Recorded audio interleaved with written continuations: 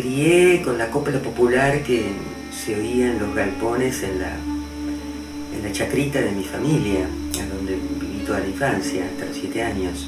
Mis abuelos no eran dueños de la tierra, sino que alquilaban unas tierritas, y en el momento en que se levantaban las cosechas venía una población golondrina del norte de Argentina, de los dos nortes, noroeste y noreste, que son las provincias más pobres, a ayudar a las familias que tenían estas chacras a levantar la cosecha a mano, porque la tecnología todavía era muy escasa. Entonces durante varios meses al año yo escuchaba por las noches o cuando llovía las canciones y las coplas que se cantaban en los galpones. Siempre estuve en la escritura. Cuando aprendí a leer y escribir, ya escribí. Primero apuntaba mis sueños. Como eran tan raros los sueños, me daba vergüenza contarlos. Pero como notaba que eran cosas realmente raras que no suceden en la realidad, decía que había soñado. Porque de esa manera me parecía que nadie podía recriminarme nada. Pienso que me comencé a interesar por la poesía como todos los niños empiezan y descubren cuando empiezan a cantar canciones infantiles. Yo creo que ahí descubren la poesía. Son verdaderos romances españoles lo que cantaban en los juegos, en las veredas. Aquello Andelito de oro, un sencillo y un marqués. Ese es un romance y está en las canciones que cantaban todas las niñas. En 4º grado leyeron un poema de Machado, una maestra, o de Juan Ramón Jiménez, uno de los dos, no recuerdo bien cuál, y él había una imagen que decía que al yo del poema tenía oro en las manos, y la maestra preguntó, la profesora preguntó, ¿qué era ese oro? Yo no sabía, no me había dado cuenta, pero otra chica se levantó la mano y dijo que era la luz, y la maestra le dijo muy bien, a mí me pareció una cosa tan extraordinaria. En mi casa no había biblioteca, no había libros, nadie leía, y creo que fue una conducta reactiva. Una vez, siendo muy chica, tendría 10 años, fui a la casa de una compañera de escuela, que su papá era médico, y tenía una biblioteca gigantesca. Yo perdí el aliento parada delante de esos libros y de una manera ciega sentí que eso era para mí. Mi amor por los libros, estoy segura que viene de parte de mi madre, porque ella siempre me hablaba de la biblioteca de su padre. Su padre murió cuando ella era muy chica y la biblioteca quedó en la casa, después se dispersó, pero yo pude ver algunos de esos libros porque los tenía un tío, y había uno que a mí me llamaba la atención, que era de Charles Fourier, sobre cosas que ocurren en el cielo, y ahí había ilustraciones en blanco y negro, tenía el libro, era de 1800 y pico, donde hablaba de lluvia de sangre, lluvia de cruces, y eso se me quedó muy bien grabado, era un libro fantástico.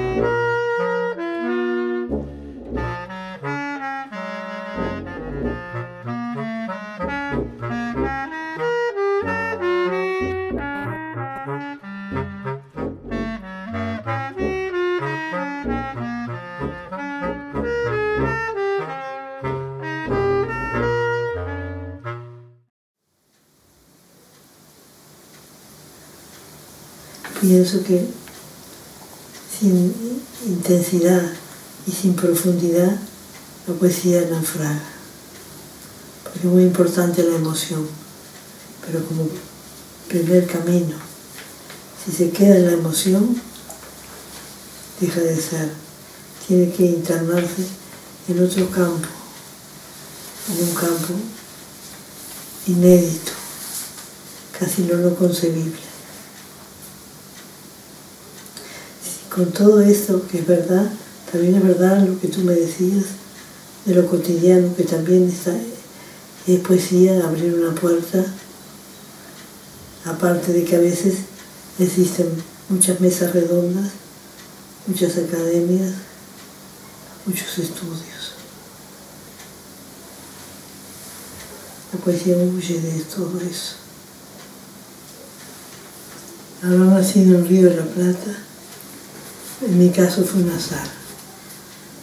Yo tenía que haber nacido en España, pero mis padres tuvieron un percance muy grande, familiar, y decidieron volver al Uruguay. Entonces yo crucé el océano en el vientre de mi madre y nací aquí. Yo creo que si no hubiera escrito yo me hubiera vuelto loca, porque la poesía, en mi caso, fue una forma de evasión, no porque tuviera una niñez atormentada, no, fui muy feliz, pero igual, el hecho de entrar en la vida, de relacionarse con otros seres, parece muy fácil, pero puede ser muy difícil. Conté con la comprensión de mi padre, que estaba en poesía, que vivía en poesía como si fuera una religión, y con la fe de mi madre, una fe tan profunda que daba seguridad a los seres que tenían cerca de ellos. La infancia sustenta la poesía, porque allí he permitido vivir un poco la locura en el buen sentido de la palabra, la locura en nuestro íntimo equilibrio. Tomado así, decimos que la infancia es la propulsora, pero luego, en el transcurso del vivir, se va enriqueciendo y desgastando a la vez por los estados de conciencia, por las situaciones límites que alcanzan a todos los seres, por el no saber si lo que se hace tiene algún sentido. Que si no hubiera palabras, igual digo, es un decir, también existiría la poesía, porque nos valemos de palabras, pero después hay que tirarlas para que nos dejen penetrar a la esencia de las cosas. Yo siento mucho la poesía en lo cotidiano. Siento que cada día es el primero de la creación, el levantarse y poder mirar, respirar. Es un privilegio que no siempre valoramos. El tomar una taza de café con leche me parece muy importante. El que abra una puerta y entre un amigo, muy importante.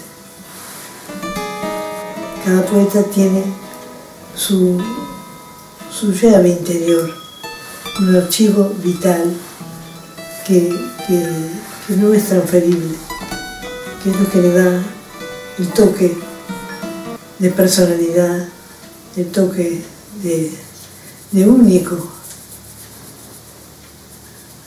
Para eso se necesita escribir por necesidad, como se respira. No es por un simple placer o pasatiempo. Es algo más profundo. Es un porque sí.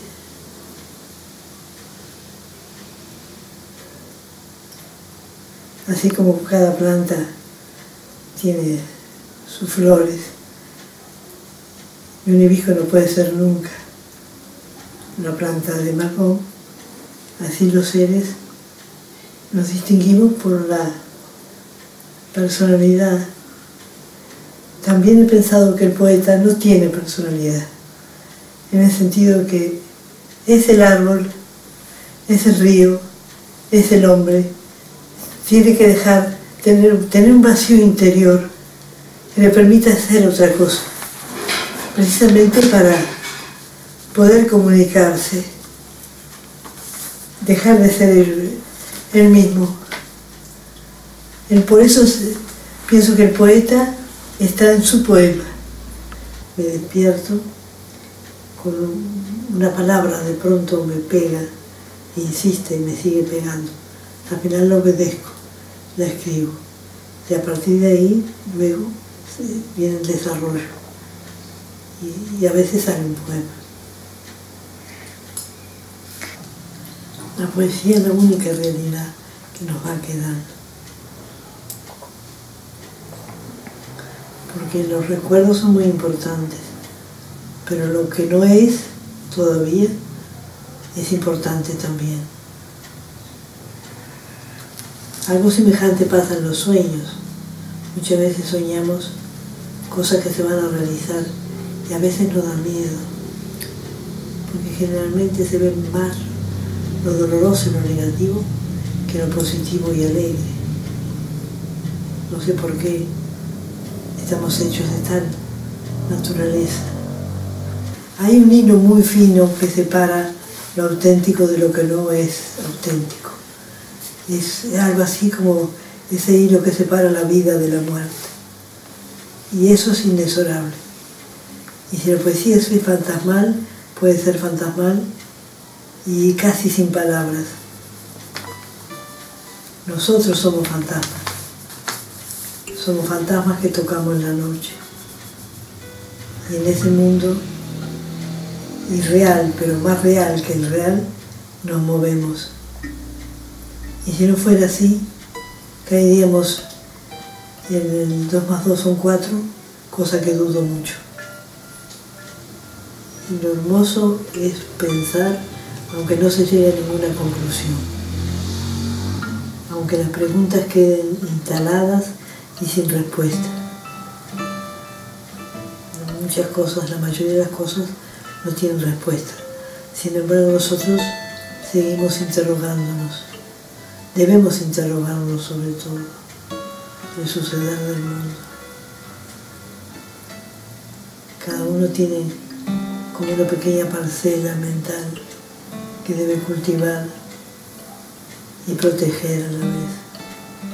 Hay que nacer y morir continuamente, casi sin darnos tregua, casi sin darnos pausa. Hay temas vertebrales, por ejemplo el tema de la muerte.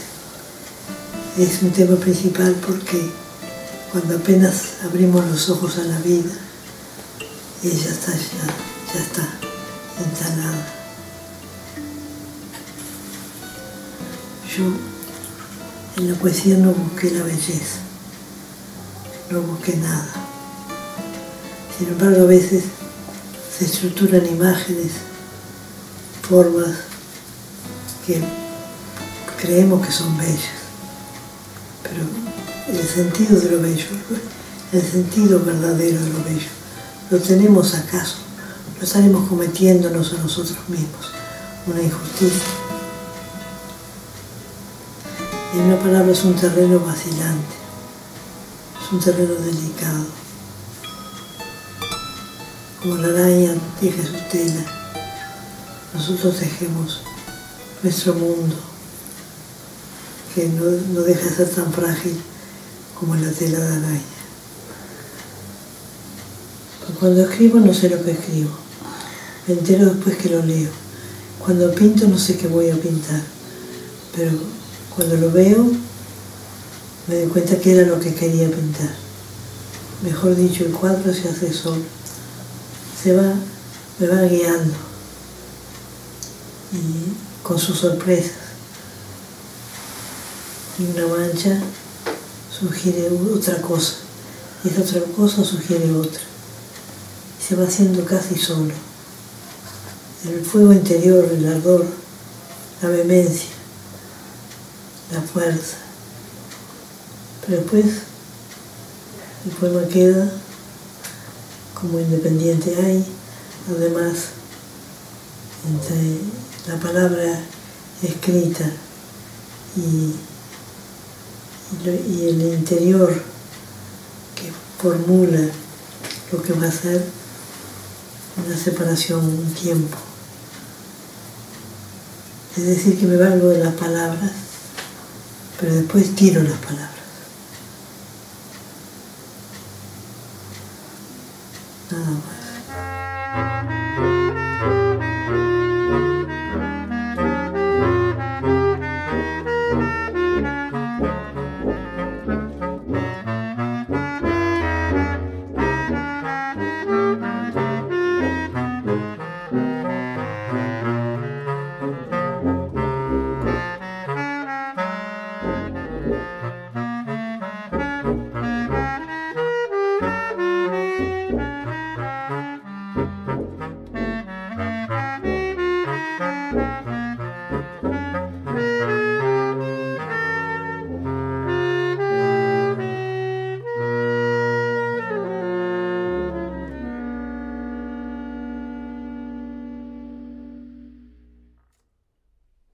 Recuerdo algo gracioso, puedo contarlo. Mi hermano decía, jovencito, ¿cómo era? Parafraseando a Becker, decía, podrá no haber poesía, pero siempre habrá poetas. Pero lamentable, o sea, poetas sin poesía. Yo creo que en la percepción hay un modo de percibir que te acerca a la poesía. ¿En qué otras actividades? Bueno, en la imaginación, en todas las actividades propias del espíritu aparece toquecitos de poesía. Hasta en la ciencia a veces uno descubre algún elemento poético. Está por todo. Yo me fui muy pequeña a Montevideo y estuve hasta los 30 años y solo ocasionalmente en vacaciones venía a Tacuarembó, que mi padre tenía amigos, pero a la ciudad. Solo recién en la adolescencia, a los 17 años, pude quedarme en el campo verdadero, en una estancia que en Paysandú primero, después en Tacuarembó, verdaderos lugares en los que se salía de noche al atardecer ya tenías que se pierde la mirada, y como acá es un país muy poco poblado, entonces más veías lejanías en las que no veías ni una casa ni nada, era alguien decía un desierto verde, pero porque el desierto de gente, pero arroyos, pequeñas, no tampoco la pampa, no tenemos pampa, es siempre, sobre todo acá al norte del río Uruguay, hay al sur ya es más chato, pero al norte del Uruguay tenemos muchas colinas, así, cerros, hay muchos cerros, pero todos tienen no tenemos montañas realmente, tenemos las colinas esas, yo siempre digo, bueno, no tenemos montañas, es cierto, no tenemos cumbres nevadas, pero tenemos alturas muy humanas, que es fácil subir, esa es una gran ventaja, porque una montaña elevada tiene algo de inhumano también, y en cambio nuestro paisaje es muy humano. De modo que descubrir el paisaje fue sí, muy, muy importante. Era como que le daba un nuevo sentido a ciertas palabras. Eso porque me doy cuenta que es necesario despedirse de la infancia, no solo de la propia, la de los hijos desaparece muy rápido. La infancia es tan fugaz y el pensamiento como de la infancia, la forma esa en que por primera vez entra en contacto con ciertas experiencias es tan importante, pero fugaz, se va tan rápido que da la impresión de que hay que estar siempre despidiéndose de la infancia. La línea de mujeres poetas en el Uruguay es fuerte, es una línea que arranca de Elmira, ¿no? Y continúa por varios representantes que llegan a nuestros días. Bueno, Juana fue muy famosa, después entre las que acabamos de perder a Idea, Vilariño, escribe muy buena poesía Ida Vitale, que está ahora viviendo, creo que los inviernos los pasan en Estados Unidos, y me envía sus libros, me pone Contra la distancia, y realmente esos contactos, es otra cosa maravillosa de la poesía, de poder establecer esa comunicación más profunda, porque la charla de todos los días realmente no nos acerca. Si leemos poesía sigo pensando en la poesía como tal vez el modo más intenso de comunicación. Me habla Idea, me habla Ida, me habla, que no la conocí personalmente, a Marosa con su misterioso mundo, su especie de mitología particular que ha creado Marosa, y me abre su mundo de una manera que estoy segura que si la tuviera frente a mí no sería lo mismo. La dificultad de hablar con una persona es muy grande. En cambio, leerla, entras en contacto con estas mujeres uruguayas y creo que es una experiencia muy fuerte, muy importante. En su sonoridad y en sus cualidades formales, pero la palabra abre una realidad que no es ella misma, se dirige. Es como aquello de los fenomenólogos también que decían, ¿no?, que la conciencia siempre es conciencia de algo que no es ella misma, decía. Bueno, la palabra es expresión de algo que no es ella misma. Y a veces justamente el poema es el valor que tiene, que nos abra un mundo. Me gusta mucho la poesía de Elizabeth Bishop, que estuve tanto tiempo ahí en Brasil, acá cerca, porque fue en el sur de Brasil, y uno de los poemas que más me emocionan. Uno no tiene un poema preferido toda la vida, siempre el mismo. Ahora últimamente releo mucho uno que se llama, de Elizabeth Bishop, Questions of Travel. Son estas preguntas sobre viaje en las que se pregunta si tenemos que quedarnos o tenemos que recorrer el mundo. Y a veces duda, y a veces ve que valía la pena igual moverse y estar por ahí. Pero el gran problema es regresar al hogar. ¿Y dónde está el hogar? El tema es un hermoso poema. Es muy fácil traducir imágenes visuales. Cuando Cavafis dice que los días del futuro están ante nosotros como filas de velas encendidas, vivaces y doradas velitas. Cuando dice eso, en español pasa bien, no hay dificultad en pasar una imagen visual. Se pierde, claro, esos sonidos que en griego hacen pensar el chisporroteo de la velita, zoirakia, Chiraquia. Bueno, no importa, pero el hecho es que pasa. En cambio, el sonido, si no sabemos el idioma, podemos de cualquier manera disfrutarlo si tenemos un oído sensible. A veces en otro idioma disfrutamos de la musicalidad y del ritmo del otro idioma si tenemos un oído sensible.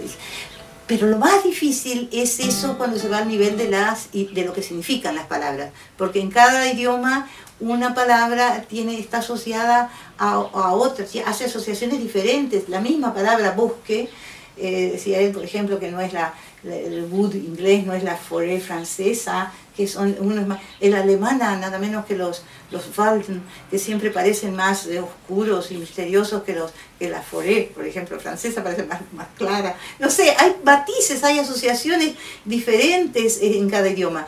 Pero dice él que eso uno se desanima, porque dice, entonces uno está poniendo otra cosa distinta de lo que...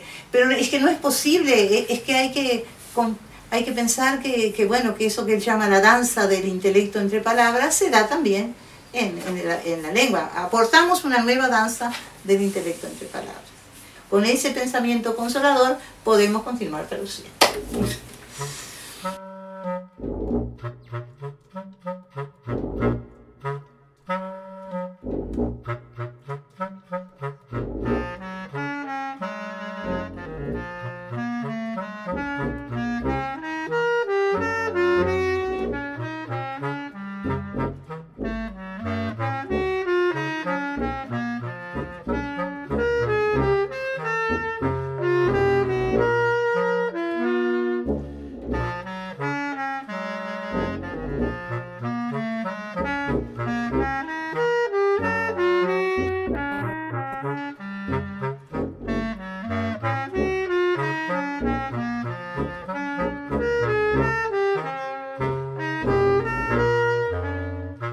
Yo nací en plena pampa húmeda, en plena llanura en el sur de Santa Fe, donde esos son los horizontes, ¿no?, de los que vos hablás. Entonces en esos horizontes la luz tiene una importancia muy enorme y cada pequeña cosa que corta la luz, ¿no?, o que se refleja, digamos, en la luz. Que la mayoría de nosotros volvemos a vivir en los lugares donde vivimos en la infancia, o que intentamos al menos llegar a ellos, ¿no? Porque para una chica que había nacido de una familia campesina, decir vos vas a recorrer el mundo era como una carcajada, ¿no? Es como lo que decía mi mamá, eso no es para nosotros, hija. Sin embargo, la mamá hizo todo lo posible para que la hija lo adquiriera. No, y a mí me gustó mucho ser la oveja negra que vino del mundo y poder agasajar a mi mamá, por ejemplo, que estaba aún viva, ¿no? Y decirle, estar acá, mamá, es tan maravilloso como andar por ahí. ¿No? Nosotros estamos hechos de trocitos de muchos lugares y hace que encontremos casa rápidamente en cualquier lugar, pero que a su vez queramos volver a casa, que es el pago, ¿no? El paguito, el pago, la aldea, digamos, ¿no? El pequeño lugar donde crecimos, ¿no? Mi resentimiento de clase, que ha sido y es fuerte, se ha resuelto en un tremendo amor de clase. ¿Entendés? Se ha resuelto en ese lugar, en un amor a la clase a la que yo pertenecí cuando era niña, a que en algún lugar pertenezco todavía, pero en otro vivo como una chica de clase media o de pequeña burguesía, vivo en una casa, tengo libros, tengo objetos, etc. Pero se advierte siempre ese lugar de corrimiento de clase, ¿no? En cualquier cosa que observe, y yo espero que se advierta también en la escritura, que esto aparezca también en el poema. Sé que en los últimos libros la palabra oro y dorado aparece con frecuencia, y me parece que es un oro y dorado que en parte puede venir de la infancia, pero que en parte viene de la isla de esta isla del Paraná, donde vivo parte del año, digamos, ¿no? Si miran alrededor ven el oro de los árboles todo el santo tiempo, y el oro del atardecer, y el oro es la luz, ¿no? Las variaciones de la luz que va otorgando esa relación con algo que ni siquiera es un color, ¿no? Que es algo más difuso que un color, que es el color de la luz, llamémoslo así, ¿no? Y en este sentido yo comparo tanto a la poesía con la música, ¿no? Que también es como indecible, pero sin embargo es escuchable y es pronunciable de alguna manera, ¿no? Y la poesía también es pronunciable, pero lo hace en un estado de revuelta con el lenguaje convencional, con el lenguaje que solo se utiliza para comunicar significados, ¿no? Diría que los poemas escritos cuando yo era más joven, cuando tenía 30, 40 años, el cuerpo propio y el cuerpo ajeno hacían su aparición con una violencia mucho mayor que la que hacen ahora, porque yo estaba llena de deseo también por esos cuerpos, digamos, ¿no? El deseo no desaparece, pero va adquiriendo diferentes configuraciones a lo largo de la vida y con la edad, ¿no? Por ejemplo, ahora yo me emociono hasta las lágrimas cuando veo los cuerpos diminutos de los diminutos bichitos y pajaritos que me rodean. Y esta es una relación cuerpo a cuerpo también, pero no es, por ejemplo, con el cuerpo de la amada, como tuvo tanta presencia en un libro que escribí hace años que se llamó Heroica, ¿no? Aquí se junta todo, ¿sabes? En América Latina, ¿no? Se junta todo, pero se junta todo con una inquietud muy grande, digamos. No es que se juntan y son felices, se casan y comen perdices, ¿no? Sino que las lenguas invasoras, muchas de las cuales son las lenguas de nuestras familias, ¿no? Las lenguas invasoras europeas entran en estado de total conflicto, como conflicto fue la invasión y luego la colonización de toda la América Latina, y el intento de exterminio, además, de las comunidades de los pueblos originarios y de sus culturas y de sus lenguas, exterminio que sigue hasta hoy en día. Entonces nuestras lenguas, que son como las lenguas de la colonia, ese castellano de las colonias, que aunque nos entendemos perfectamente y cuando andamos por Europa y llegamos a España sentimos que llegamos a la casa de la lengua, en realidad es solo una de las madres del castellano que se habla aquí en América Latina, ¿no? Antes decíamos que la poesía estaba en estado de revuelta contra el lenguaje convencional. El lenguaje convencional lo marcó durante muchos años la Real Academia Española, para darte un ejemplo, ¿no? Y allí vinieron de todos, volvieron a venir los galleguitos, ¿no? Volvieron a venir españoles, pero además vinieron alemanes, vinieron muchísimos italianos, vinieron polacos, vinieron gente de toda Europa en realidad acá.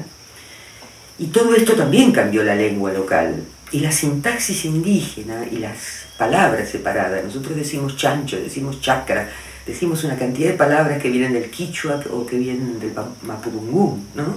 De los pueblos mapuches, que son como, y por supuesto del guaraní, digamos, ¿no? Tenemos provincias enteras como Corrientes, Formosa, parte del Chaco, que hablan guaraní, digamos, ¿no? Todavía hoy, o sea, imagínate la importancia de estas lenguas indígenas que entraron con vocablos y con modificaciones tanto musicales como sintácticas en el lenguaje, y eso entró a la poesía, ¿no? Porque es la lengua que hablamos. Entonces, digamos, nuestra lengua está tan cerca de España y está tan lejos al mismo tiempo, ¿entendés? Por un lado. Y por el otro lado, a pesar del menemismo, por ejemplo, en Argentina, ¿no? A pesar de esos largos periodos de entrega del país, no hemos perdido el deseo, la voluntad y la ilusión de cambiar el mundo. Y eso late siempre dentro nuestro. Y vos viste que yo hablo de política y soy como una descosida, ¿no? Y hablo con una pasión enorme y trato de transmitirle al otro lo que veo desde acá, y etcétera, digamos. Pero yo no soy una excepción, así somos los argentinos en general, digamos. Entonces me parece que esa vitalidad, a pesar de todos los muertos, a pesar de todas las pérdidas, se hace presente en el arte. De que fui muchas veces a Europa, pero nunca había ido a Italia, hasta que hace unos 2 o 3 años atrás me invitaron a una residencia de artista y fui. Tercera vez que me invitaban, mirá los problemas que tenía, Y fui, cuando fuimos llegando a este castello ahí en Umbria, en medio de la nada, iba viendo las colinas, iba escuchando las voces que mi papá me contó, que le contó su papá, su mamá y su tía, Sunta, ¿no?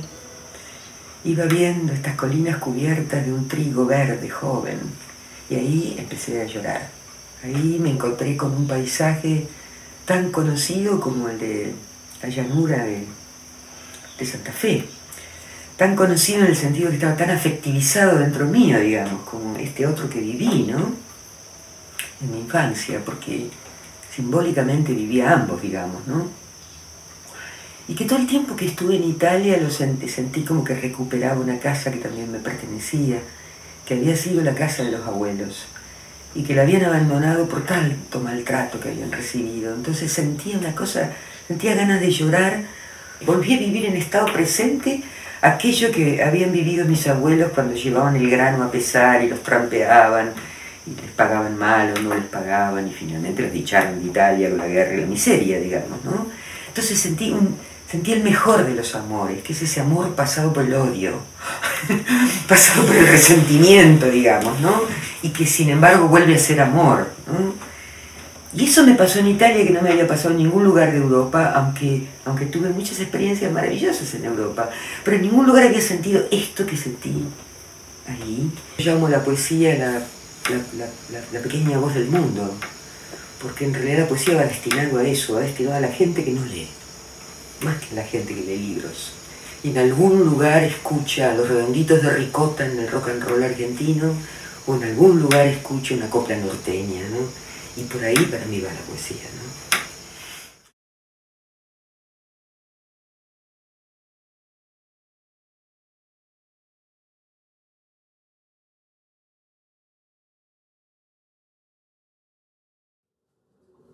No sé, uno no sabe por qué está vivo, porque el cielo era permanentemente, eran helicópteros dando vuelta y los autos policiales y autos de Ford Falcon, eso todos los días, a toda hora estaban dando vuelta.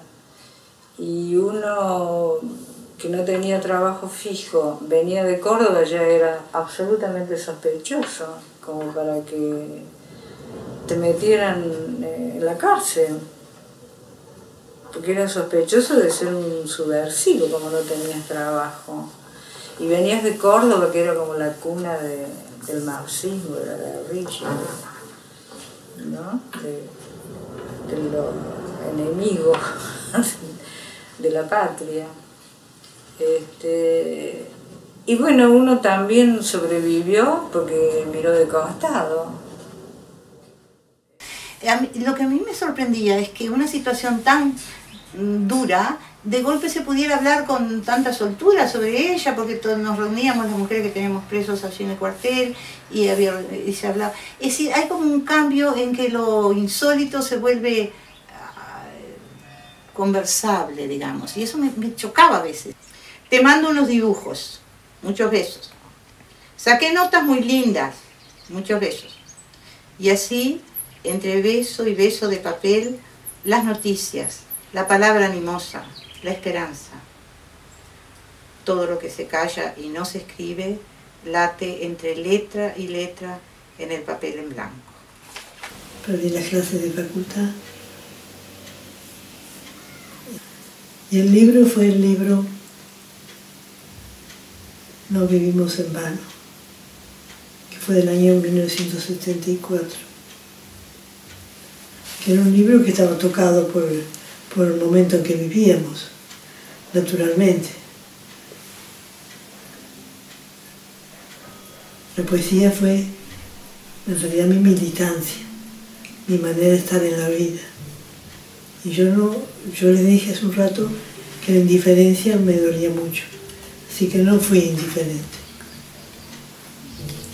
Y por lo tanto, sufrí las consecuencias. O sea, había que esconderse en alguna parte y yo me escondí en el Tigre, que se interrumpió prácticamente todo diálogo, digamos, ¿no? No se charlaba más que en voz baja en el recinto cerrado de una casa privada, ¿no? Ya no se hablaba más ni en los cafés, ni en los taxis, ni en el colectivo, ni en ninguna parte, ¿no? O sea, fueron años de mudez y de pérdida. Se perdieron los cuerpos y se perdieron los discursos. Las dos cosas, digamos, se perdieron, es una manera de decir, ¿no? O sea que ellos, los militares, en un primer momento supieron perfectamente bien a quiénes iban a buscar. No fue una cosa al voleo. Sabían perfectamente bien a quién iban a buscar. Pero de paso, caía mucha gente que tenía una relación en una libreta, por nombrada o denunciada, como este caso de esto que les conté de la anécdota, podía caer y bueno, después... Pero ellos, la represión fue muy... el terror fue generalizado.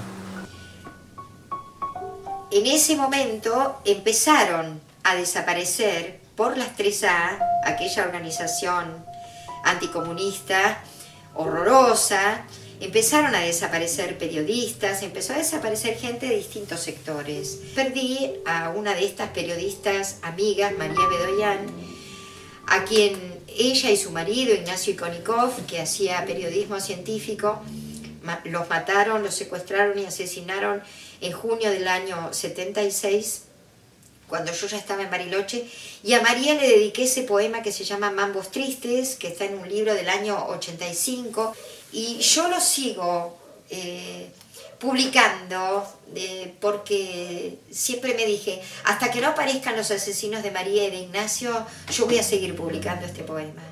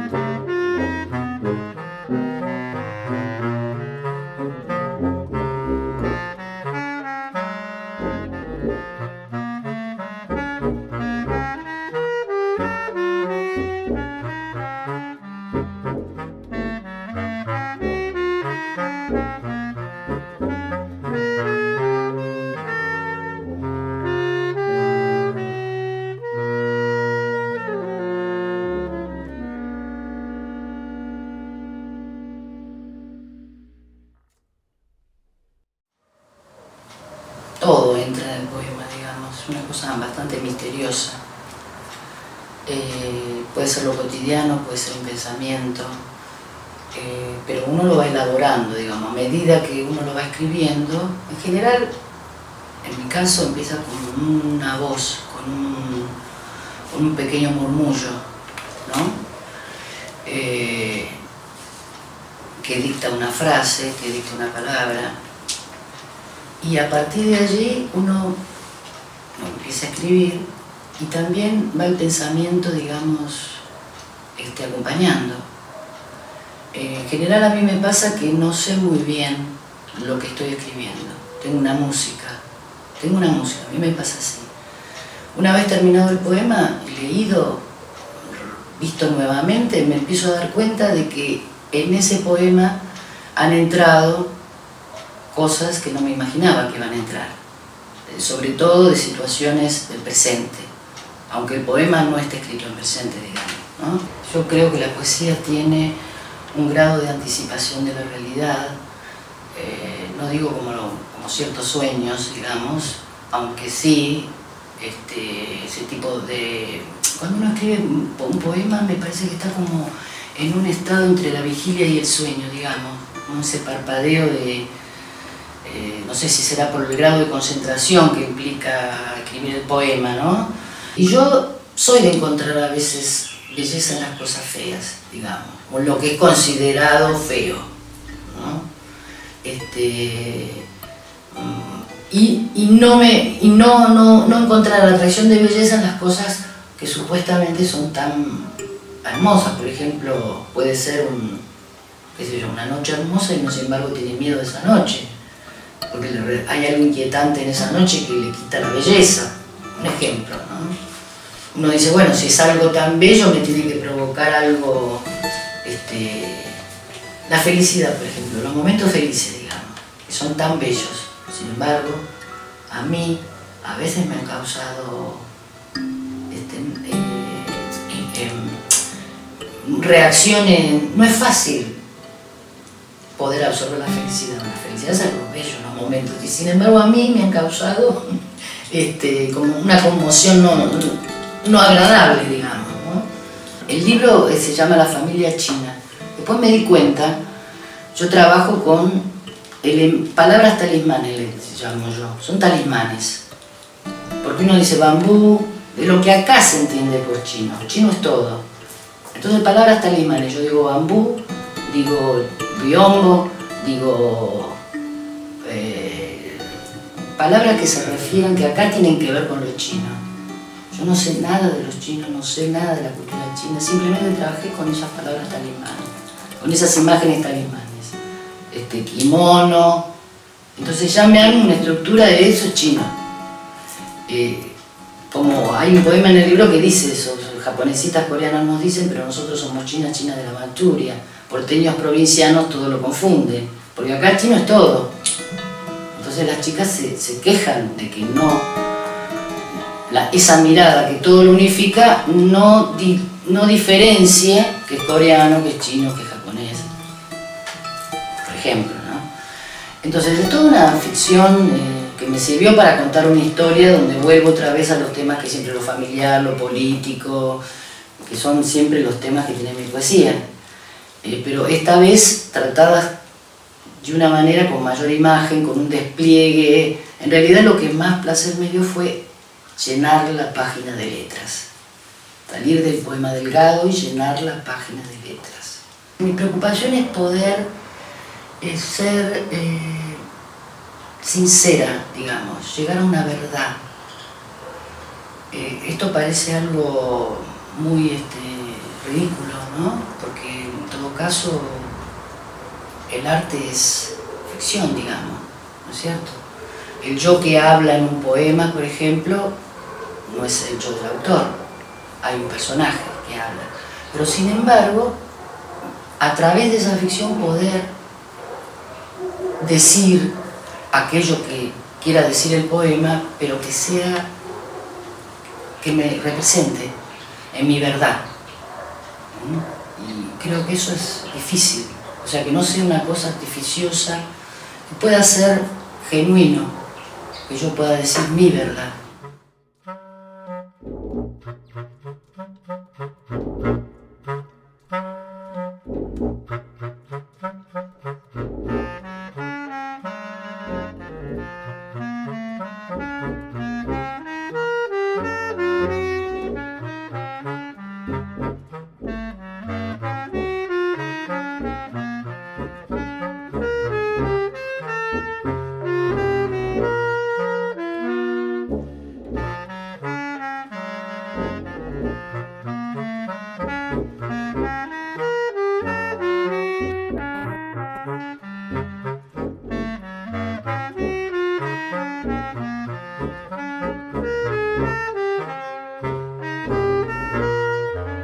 Si pienso en mi infancia, debo decir que fue una infancia feliz. Sin embargo, había ahí algo que a mí me llevaba a buscar otro mundo, a ser diferente a lo que era mi entorno. Como te digo, en mi entorno no había sensibilidad ni para la lectura ni para el arte en general. Yo no sabía qué era el arte, pero de muy chica recuerdo, yo las dirigía, representaciones teatrales con todos los chicos del barrio, de la cuadra donde vivíamos, con mi hermana, y yo era la directora, siendo la menor.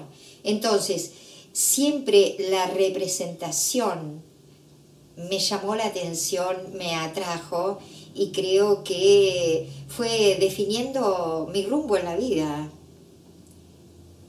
Yo soy una poeta de la Patagonia, soy una poeta de la periferia, vivo en el otro país, pero eso, de alguna manera, me enorgullece.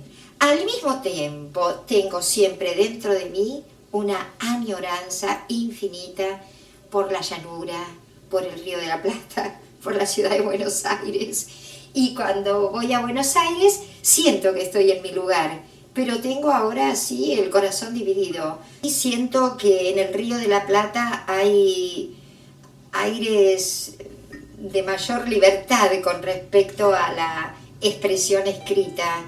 Y me parece que hay más margen para lo experimental, que nos permitimos más navegar más libremente en estas aguas siempre sorprendentes de la poesía, ¿no? A mí eso me gusta, y creo que las mejores obras que hay en la poesía argentina están moviéndose dentro de esos márgenes de libertad o fronteras muy flexibles con respecto a la forma.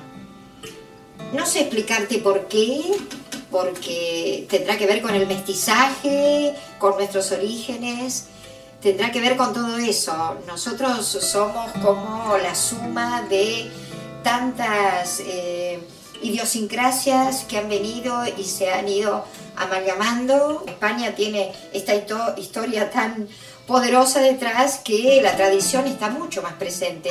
Nuestra tradición es mucho más liviana, no pesa tanto, y entonces esta tradición más delgada creo que nos permite sacarnos un poco estas obligaciones heredadas de encima.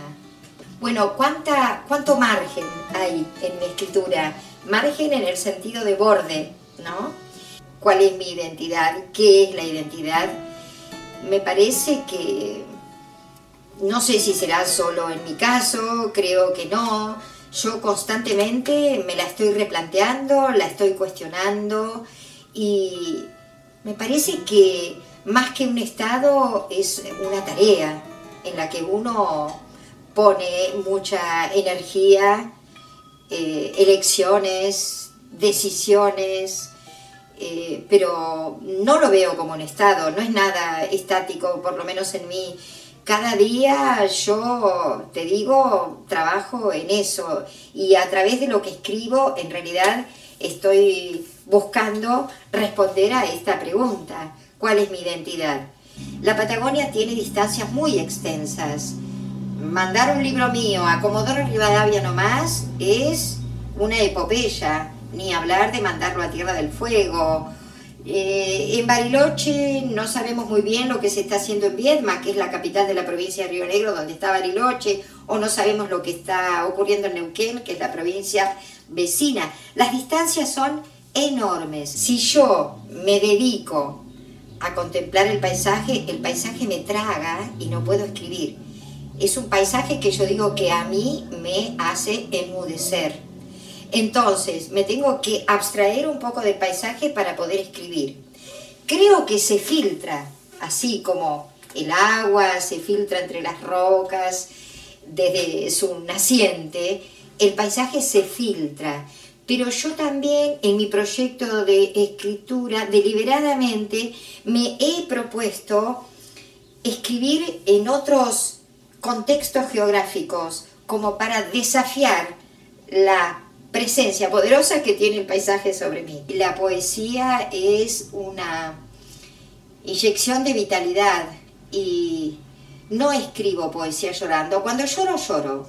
Cuando escribo estoy completamente enganchada con la vida, con la parte buena de la vida. Puede tal vez nacer de un dolor, pero estar en el camino de escribir es la mayor felicidad que uno puede tener. Es la vida misma. Yo digo en algún poema de este último libro, Mansilla, que a mí me gustan los nombres propios. Los nombres propios hablan de personas singulares o lugares determinados. Mi poesía cuenta pequeñas historias vitales, pequeñas historias de vida. También podrían pensarse como microrrelatos, se me ocurre, que tiene una enorme vitalidad, sencillamente porque la poesía amplía nuestro estar en el mundo. Es una compañía extraordinariamente positiva para la vida, nos ayuda a entender nuestra propia vida, nos ayuda a entender el camino que hemos hecho, el que estamos haciendo, el que pensamos que vamos a hacer. Cuando yo estudiaba letras en la UBA, en la Facultad de Filosofía y Letras, empezaron a circular algunas direcciones de escritores. Entre ellas la de Julio Cortázar. Le mando mi libro y no sé, al mes y medio me llega una carta que la tengo en el estudio enmarcada, donde me dice muy amorosamente que mis poemas, que sí son muy porteños, yo en ese momento era tanguera, era porteña, estaba muy enamorada de la ciudad de Buenos Aires, y incluso pretendía escribir letras de tango, tenía amigos poetas que escribían letras de tango, y Cortázar me dice en su carta que mis poemas le hacen recordar las veredas de Buenos Aires, el olor de las veredas, y que me ve a mí saltando en el cordón de la vereda con un pie sí y un pie no, mientras en una vidriera hay un gato acostado al sol contra el vidrio. Y finalmente me dice algo que a mí siempre me quedó resonando: no estés triste, porque en algunos de esos poemas él notó tristeza, de esos primeros poemas de juventud, y él me pone al final de la carta: no estés triste, sé feliz, la vida es hermosa y tenés que disfrutarla.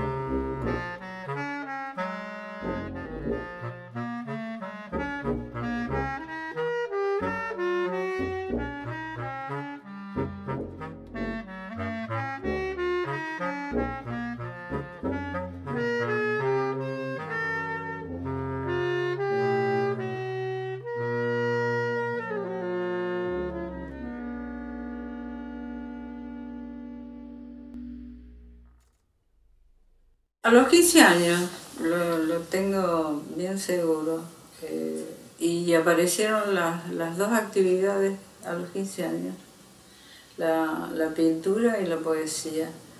Recuerdo perfectamente unos ojos celestes que me provocaron la primera poesía, ¿sí? Y después me interesé en la lectura, y lo hice de una manera intuitiva. La poesía ha transitado de una manera tranquila y como, aunque parezca pedante, como en un estado de gracia.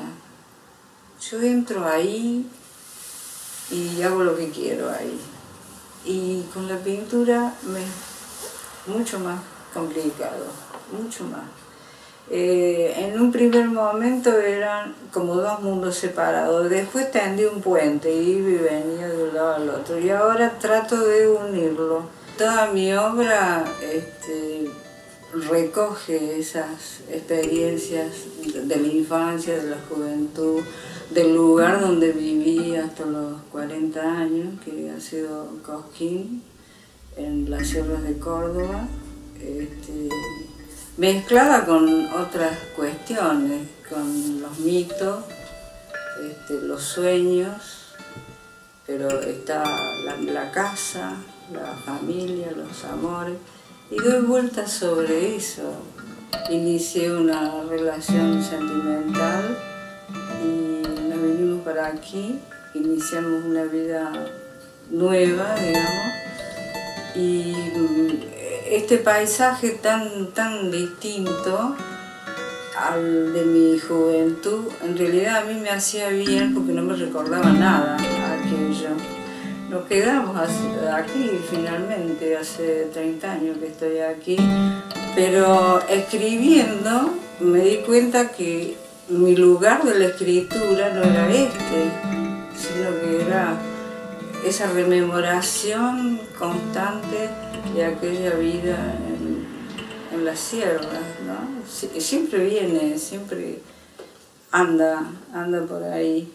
Pero también es cierto que hace poco me di cuenta que yo escribía a orillas del mar. Dicen que cada uno tiene un lugar que lo espera para ser habitado por uno, ¿no?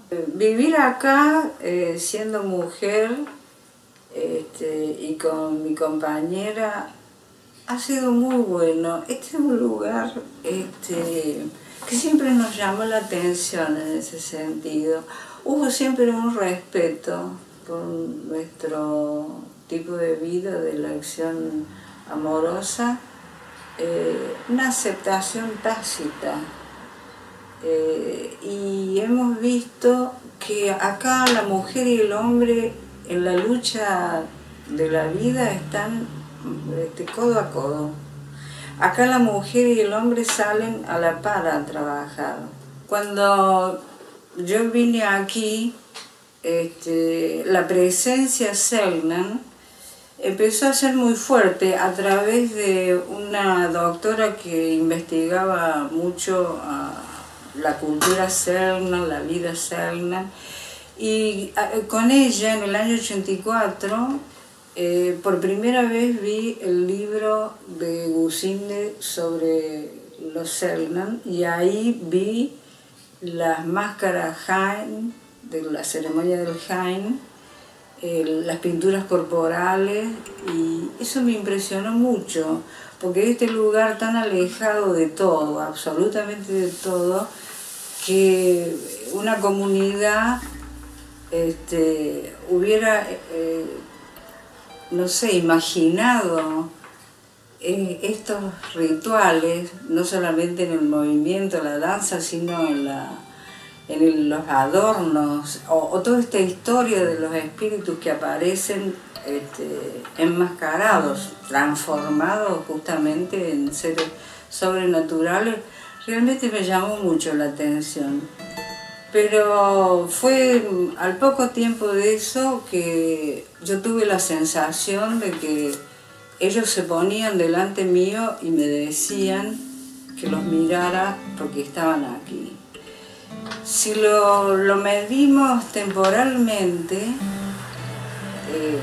Lola Kiepja, que es la última chamán Selknam, murió en el hospital de Río Grande en 1966. Si lo medimos, es ayer. Hay una presencia que está, que se siente. A partir de eso, yo escribí un poema que a mí me sorprendió y que lo guardé durante mucho tiempo. Era un poema que para mí era un misterio. Como si lo hubiera escuchado. Durante mucho tiempo yo escribía en cuadernos que no sé por qué lo forraba con papel negro de radiografía. Era como que no quería que entrara nada, y solamente yo. No sé.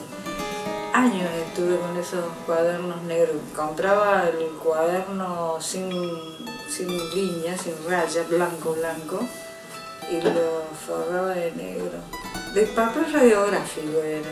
Nunca me preocupé por la forma de la escritura, porque también la forma tiene relación con lo que estás escribiendo. Y no hay que forzarlo, eso es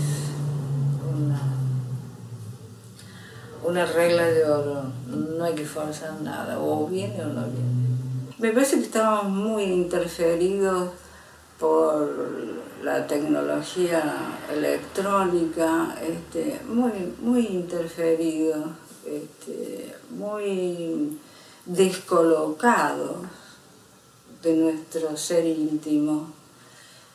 Y para escribir hay que concentrarse. Y esto del tiempo y de la memoria, hay que escuchar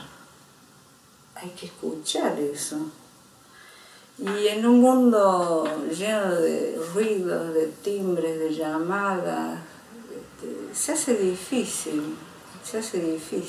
Pero se sigue escribiendo y uno se sigue emocionando cuando lee poesía, ¿no?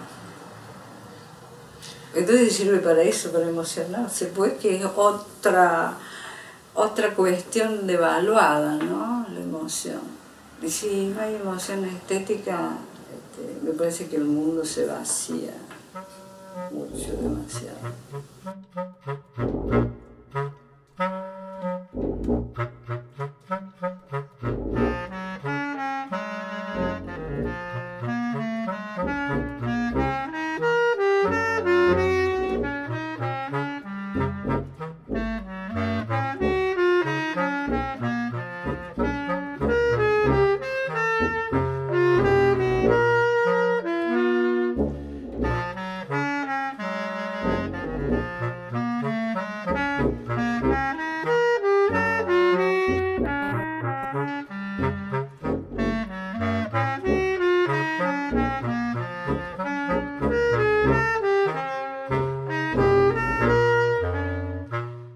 Yo creo que es un organismo vivo, que late, que respira, que pregunta, sobre todo que interroga, ¿no?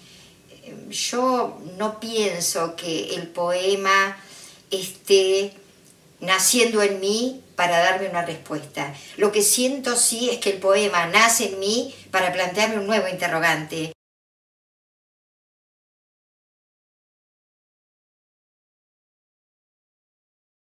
Para mí es un ser que tiene vida y uno lo construye o lo crea y le habla a uno después, al propio autor después le dice cosas que el autor no pensaba, le da respuestas. Es como un espejo que te muestra otra parte, muy misteriosa además, una caja de música, digamos, que es tejida con palabras.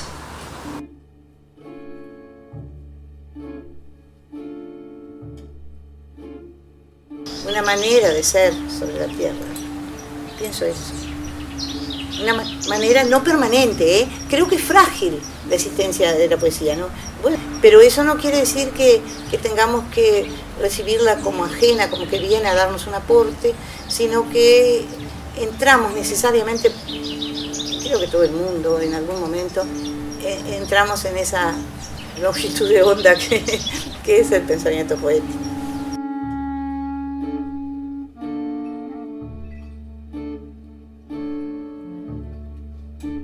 Y llega con el deseo, no con la voluntad, con el deseo. Yo creo que en mí nace un proceso de atención y de vaciamiento de los ruidos. Pues yo soy como una pota del campo, por llamarlo de alguna manera, ¿no?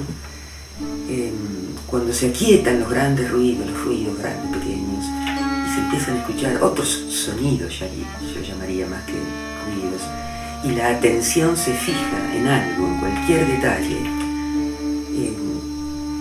algo pasa dentro de uno, ¿no? Algo muy dulce viene dentro de uno. Y la frase que es el primer verso del poema comparece con su música y con todo lo que después va a ser el poema.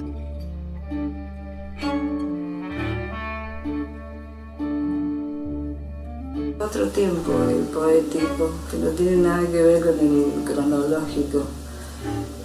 Sí, uno está permanentemente conectado con ese tiempo. Ese permanentemente me parece que hace a que uno sea poeta o no.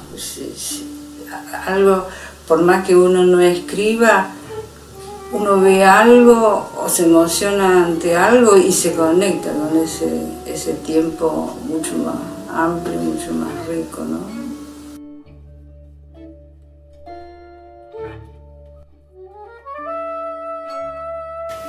La poesía es como una extraña desnudez, porque va al origen de las cosas, busca el rostro verdadero de la vida.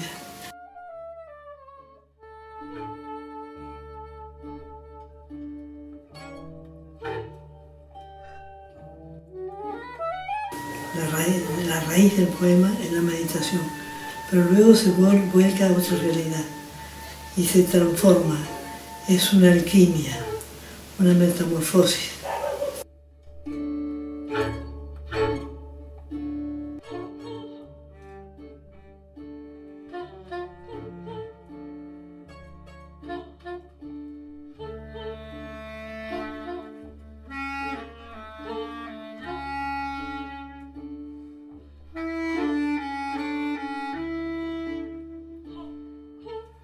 Pertenecemos al mundo, por eso la indiferencia para mí es una mala palabra. Es una mala palabra. No podemos ser indiferentes ni aún frente a la indiferencia. Decía que nuestro temor es desaparecer por completo, porque por un camino tecnológico se puede llegar a una catástrofe universal, catástrofe que está más allá de las catástrofes naturales, terremotos, volcanes, son bastante catástrofes naturales, pero el hombre puede hacer más daño todavía. Entonces nos preguntamos, ¿a dónde vamos? ¿A dónde va la poesía? La poesía, esto es como preguntarse a dónde va el hombre. La poesía tiene una finalidad en sí misma. La poesía no va hacia ningún lado, la poesía es.